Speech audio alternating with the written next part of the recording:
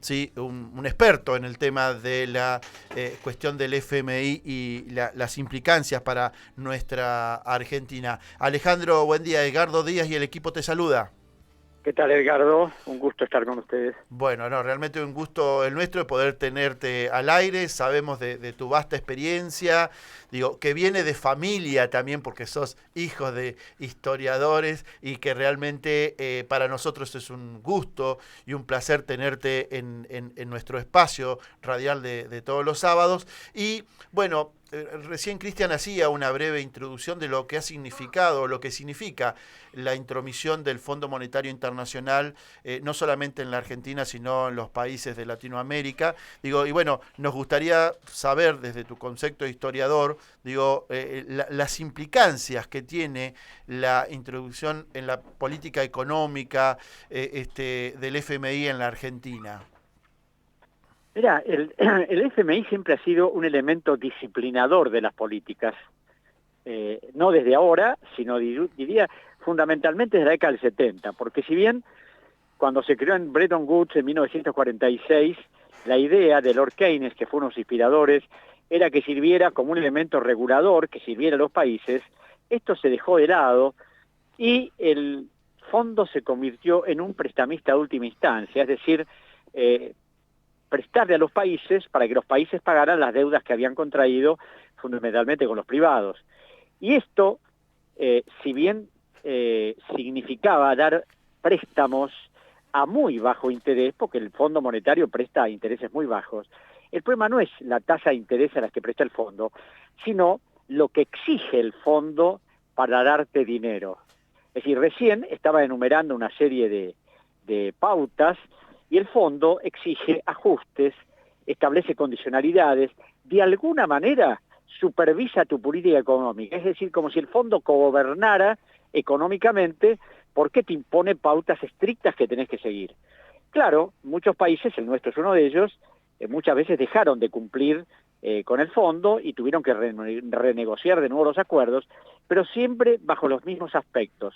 Condicionar la política económica, y claro, como el fondo además está integrado por 189 países, pero los que lo manejan en realidad son primero Estados Unidos, que tiene 16,5 de derechos especiales de giro, después está Japón, Alemania, Gran Bretaña, China, indudablemente esto determina que esos países donde se concentra el poder económico sean los que decidan en el fondo y de alguna manera tu política económica va a estar diseñada por ellos. Porque a veces cuando se dice, bueno, el gobierno hace una carta de intención, le pide plata al fondo y manda un programa. La realidad es que la carta de intención la hace el fondo, el programa lo hace el fondo y te lo manda para que vos lo firmes como si fuera producto de tu voluntad.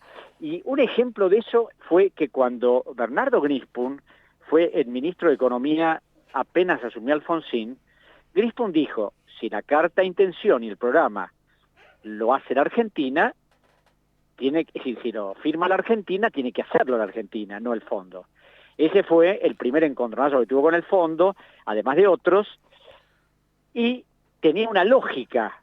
Pero bueno, lamentablemente la Argentina nunca quiso estar en el fondo. Perón en ese momento, cuando en 1946 dijo, no, el fondo no, porque sabía lo que iba a hacer, y en un libro que publicó el doctor Alfredo Morales, que fue ministro de Economía de Perón, es decir, lo explicitó claramente.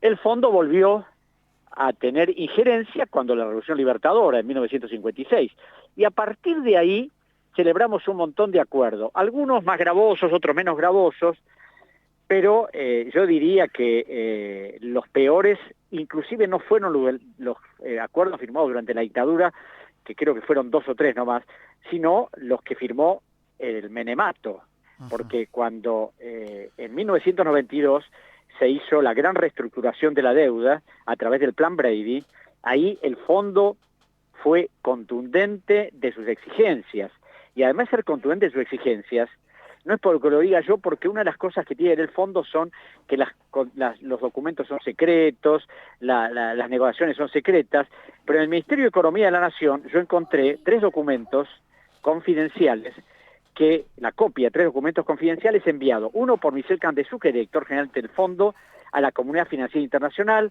otro por Lewis Preston, que era presidente del Banco Mundial, y otro por Enrique Iglesias, que era presidente del BID. ¿Qué le decían a la comunidad financiera, especialmente el fondo? Que había que apoyar al gobierno de Menem porque se había comprometido a privatizar el sistema jubilatorio, modificar la restrictiva legislación laboral, que era restrictiva para las empresas extranjeras, y fundamentalmente vender todas las empresas públicas. Además de que se había comprometido a hacer los ajustes correspondientes. Entonces ahí uno ve que el fondo beneficia siempre el interés privado, a pesar de que sus documentos, muchas de sus declaraciones, tienen que ver con favorecer a los países, ¿no? Como lo que está pasando ahora, que la señora Georgieva habla que la intención de ellos es eliminar la pobreza, de ayudar a los países que tienen dificultades. Y bueno, el broche de oro de la vuelta al fondo fue lo de Macri. Digo, ¿Hola? Sí, te estamos escuchando muy atentamente, Ajá. Alejandro. Vos fíjate que hablabas, digo, de la década del 90, del menemato, digo, de la injerencia que tuvo en la política económica el Fondo Monetario Internacional y cómo destruyó, digo, nuestro sistema financiero, nuestro sistema productivo y demás, ¿no? Sí. Y terminabas con la vuelta, digo, y el apoyo que había tenido Menem del Fondo Monetario Internacional. O casualidad, la plata que recibe Macri también es en apoyo para tratar de que siga manteniéndose 4 años más como presidente, ¿no? Sí, porque además el préstamo del fondo no tenía antecedentes en la historia de la institución. Además de que no tenía antecedentes, el país no iba a poder pagar esa deuda en los 36 meses comprometidos. El fondo sabía que la Argentina no le iba a poder pagar porque en el informe del artículo 4 del año 2016, en el informe del artículo 4 del 2017, el fondo ya había mostrado que la Argentina tenía serios problemas, que la deuda pública estaba aumentando considerablemente y que además iba a llegar a incrementarse a exceder el 100% del Producto Bruto Interno. Pero además de eso, Luis Caputo, como ministro de Finanzas, emitió un documento en el mes de junio del 2017 con 12 puntos fundamentales donde hablaba de que el país iba a tener graves problemas, que los aumentos de tarifa iban a generar protestas sociales, que el déficit seguía creciendo e iba a seguir creciendo, y un montón de cuestiones que mostraban la preocupación de lo que se venía. Pero uno de los puntos es: la Argentina no va a poder pagar su deuda. Ahora, ¿cómo le prestás a un país que vos sabés que no te va a pagar por tus propios informes técnicos y que además en un documento oficial te dice que no va a poder pagar? Indudablemente, atrás de eso había una decisión política de un gobierno, el de Estados Unidos, de apoyar al gobierno de Macri sin importarle las consecuencias, porque indudablemente la Argentina no solo no iba a poder pagar la deuda, sino que cuando llegara el momento iba a tener que renegociarla. Y cuando tuviera que renegociarla, volvían de nuevo las condicionalidades. Claro, yo a veces escucho al presidente Fernández y a algunos ministros cuando dicen, y bueno, lo dijo el presidente en el discurso de ayer, ¿no? No, esto se va a acordar sin ajustes, sin...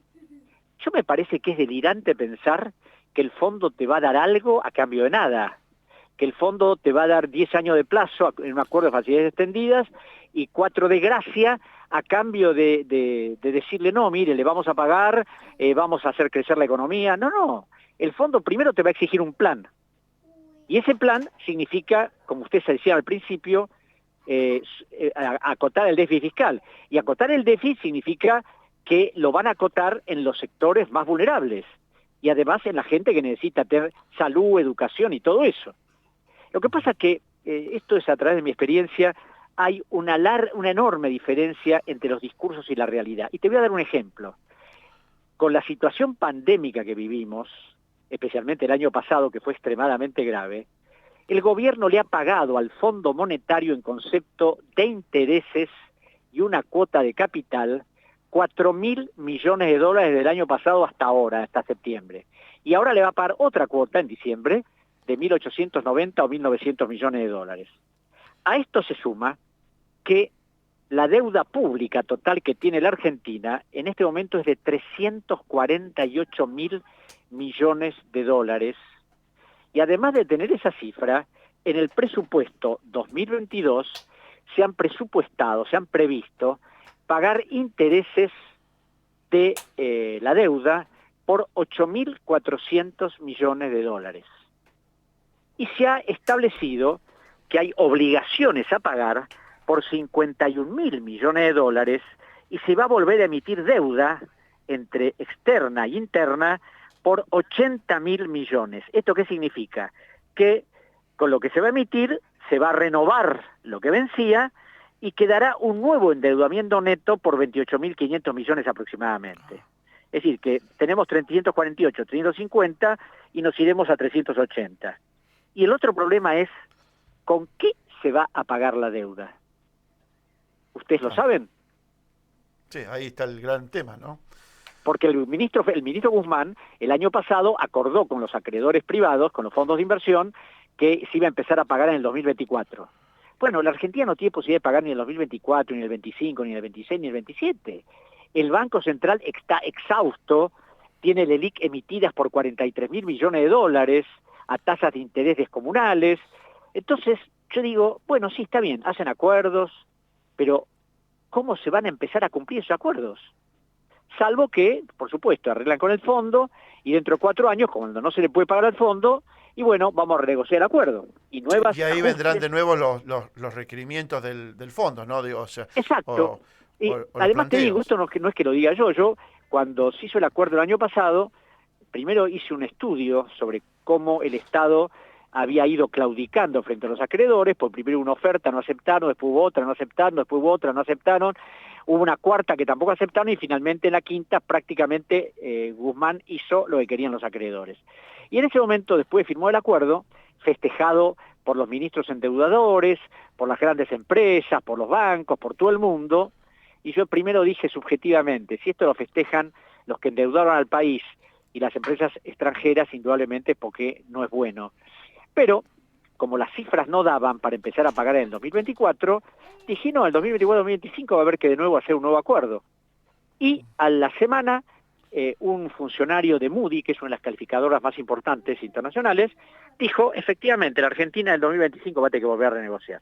Y ahora te digo, en el 2025, después de los 4 años de gracia que eventualmente del fondo, iba a volver a renegociar, va a haber que renegociar de nuevo el acuerdo y empezará toda la vieja historia de la deuda que empezó en 1976 y sigue invariable hasta el día de hoy. Bien mencionabas vos, Alejandro, el discurso ayer de Alberto Fernández, ¿no?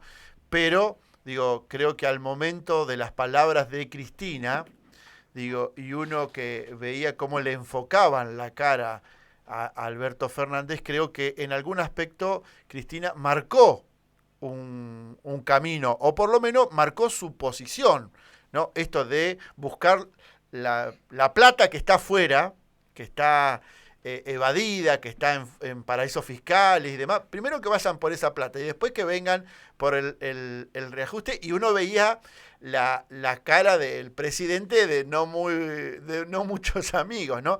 ¿Cómo ves vos esta posibilidad o cómo la ves plantada a Cristina con respecto a esta situación del Fondo Monetario? Bueno, lo que dijo Cristina me parece correcto. Lo que pasa es que ella también dijo que la lapicera la tiene Fernández. El que va a firmar es Fernández. El que va a aceptar es Fernández. Y ella podrá decir muchas cosas, porque indudablemente tiene una enorme influencia política y además de tener una enorme influencia, si seamos realistas, los votos son de Cristina, no de Alberto Fernández, pero el que va a decir es el gobierno. Y yo no sé cómo va a decir el gobierno, porque además es muy simple. Si no se aceptan determinadas pautas del fondo, el acuerdo no se va a hacer.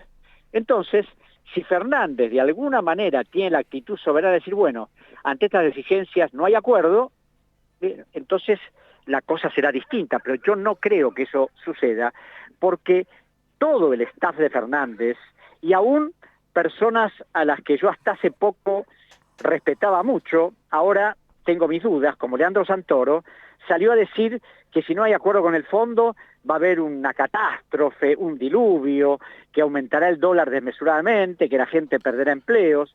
Entonces veo que todos los que responden al gobierno están en la misma tesitura. Por eso la palabra de Cristina puede quedar un poco devaluada, más allá de la influencia que tiene ella, y por eso nosotros, en el Grupo Soberanos, le hemos hecho llegar el documento que presentamos para simplemente, no porque eso sea la solución al tema del fondo, pero por lo menos es un planteo serio y riguroso desde el punto de vista jurídico para poner en evidencia al fondo, para que el fondo se haga cargo de sus responsabilidades y para que eventualmente el fondo repare las consecuencias de haber violado su carta constitutiva. Entonces yo creo que más allá de que supuestamente el fondo el gobierno no va a aceptar nuestra propuesta, pero hay maneras alternativas de acordar de otra forma.